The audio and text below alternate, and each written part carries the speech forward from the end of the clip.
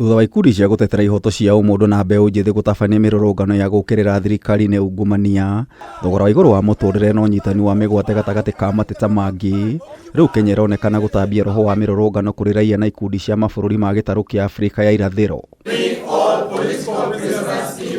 Atongoria ikundi 10 cia gutetera ihoto cia umundu ni manirire gugatabania mururungano muthe wa gatano kiumia giki urugakuruhania raia a kuma mabururi ma Tanzania, Uganda na Kenya ni ciiko cia ateti na ateteri a ihoto cia umundu kunyitwo migwate mari guku bururi-ini na gucoka gucokio mabururi-ini mao. We will be marching on 21st of February to present a petition. But more importantly, what we want to communicate is that the first and very important step that we need to take, that we are taking currently, is to bring the people together. We want to bring the communities of Kenya, Uganda, Tanzania to speak as one, East Africans. Amwe aria manyititwo migwate bururi-ini wa Kenya ni muteti Kizza Besigye, Haji Obeid Lutale kuma bururi wa Uganda na Maria Sarungi kuma bururi wa Tanzania. The outstanding matter that has happened is the fact that the elections coming up, both in Tanzania and Uganda. And it is very clear that this is going to be a year until January 2026 when we will witness a lot of suppression, I would call it, which includes abduction, jailing, even probably killings of political opposition or critics. Riu ikundi cigiukirira thirikari ya President William Ruto ne kwa gukumithia cieko ici. As human rights organizations, we have taken keen observation that the Kenyan government has been on the forefront in enabling human rights violations. We have to understand that these governments, particularly the heads of states, are working together to silence their critics, with Kenya being the zero ground for abductions in the East African region.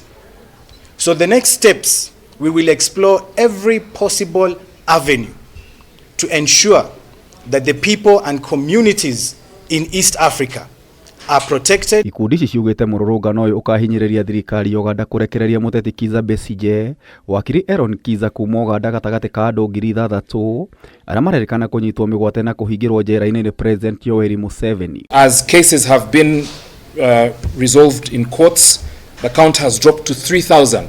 But you have to understand the context that every election in Uganda is treated as a military operation. Thirikari ya Kenya ni yuritio kugitira andu aria mariri uriro, raia na andu angi aria maronekana kuregana na utongoria wa mabururi mao. Taasisi hizi za mahakama, taasisi mbalimbali hizi ambayo ni mashirika yasiyo ya kiserikali ya kupigania haki, basi hizi taasisi ziko imara, lakini pia mna katiba nzuri, na hizi katiba ya Kenya inahakikisha kwamba taasisi hizi zinatambulika kikatiba na zinapewa nafasi ya kufanya kazi.